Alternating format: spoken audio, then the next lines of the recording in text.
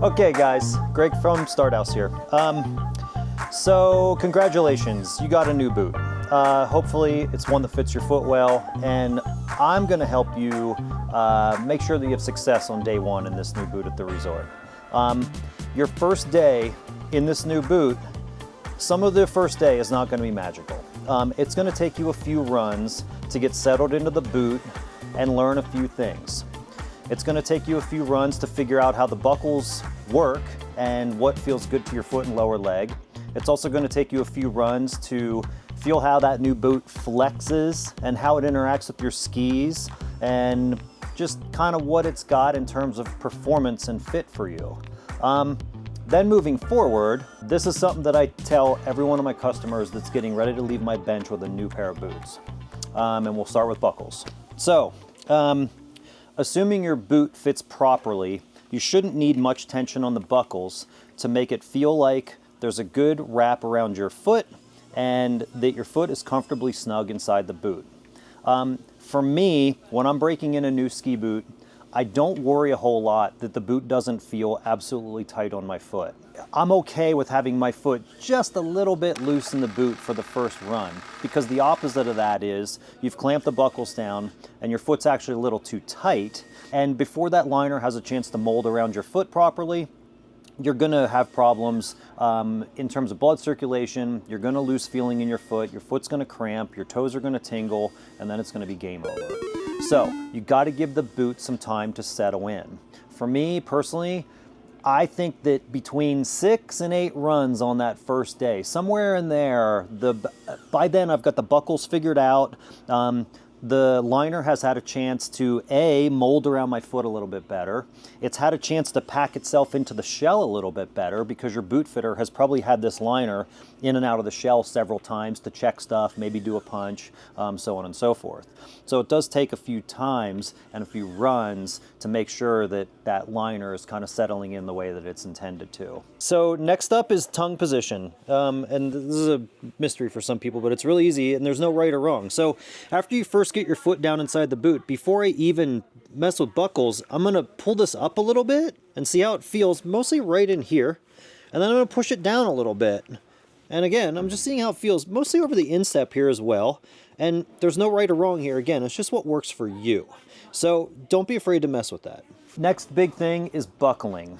When I try boots on people's feet for the first time, I want them to feel what the boot has to offer right out of the box without any kind of over tensioning on the buckles. Because in a perfect world, we found a boot that just with the buckles having very light tension on them, it feels like the boot is wrapped around your foot nice and evenly, and you've got the boot just nice and snug. Not tight, but just nice and snug. So that's where the buckles come into play. So for me, I like to do all this adjusting after I get onto snow and clipped into a ski. Because once I get clipped into the ski, I've got the leverage of the ski to work with, and I can really leverage my knee back and forth and really get the top buckles and liner to settle in and get these guys adjusted properly. Keep in mind, I like to do these guys first. I'll oftentimes leave the lower clog buckles up because as you look at the shape of the ski boot, it's shaped at an angle like this.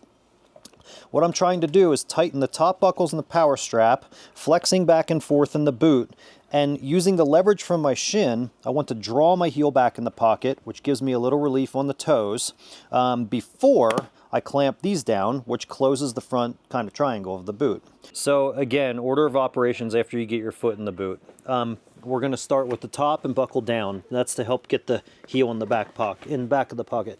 So I'm going to buckle the top buckles. I'm going to put the power strap on. And I'm going to stand up, and I'm just going to flex forward a few times. I'm using the leverage from here in my shin to drive my heel back in the pocket. And that's also going to give me a little relief on my toes. And no, I haven't done these buckles yet. That's going to be the last thing I do. So I'm going to recheck these guys, maybe snug things up a little bit more. Again, these work as a team. And that's feeling pretty good. I feel nice and even in here. Then I'm going to do the instep buckle and the toe buckle, and I'm feeling for tension in here, as well as I'm letting my foot feel the tension over the top of the boot and see how that feels. And for all intents and purposes, this is plenty good for my first run. So, as you're adjusting these buckles for tension, keep in mind that if this is just a little too loose, this very well may be too tight onto this fourth, what we call ladder position. So that's where micro adjust comes in. The way micro adjust works in these buckles, and every decent ski boot has these, at least in an adult boot. When you're looking at the buckle from the buckle side, the buckle turns righty-tighty or lefty-loosey, depending on the feel that you're looking for. So back to our original example, if I'm on this third one and I need things a little bit tighter because I feel like there's a little bit of movement in there in the lower part of my leg, I go to this fourth position, I'm a little too tight. After 10 seconds, I sort of feel like that could cause problems. I'm gonna come back off this fourth one, go back to the third and say, yep, I need a little tighter, and I'm gonna go righty-tighty 2 or 3 turns. 6 turns of this buckle is about one of these ladder positions. So you can use that number to quickly ballpark yourself in. So I just tightened it 2. I'm gonna clip back on. I'm gonna flex forward a few times, see how that feels. And if it's good, it's good. Now I'm gonna just think about and maybe feel this buckle and see how things are. These buckles, along with the power strap, all these guys kind of work as a team. So if I do something major to this, and I go from the third to the fourth, this buckle's probably going to need a little attention. Now, I may not go to the fourth on this, because that might be too much, but I might come off this third and go righty-tighty 2 or 3 turns, come back onto the third position, and then I'll probably find that my power strap is a little loose, so I just snug that guy up, and I just want to get a nice even feel going over my shin here. Now at this point, remember, these lower buckles are still up because I want my foot to just keep working back there. So after I'm comfortable with this, and again, it's just nice and snug. It's not super tight. This is my first run of the day in a brand new boot. I'm not going to set any land speed records in these first 3 runs, trust me.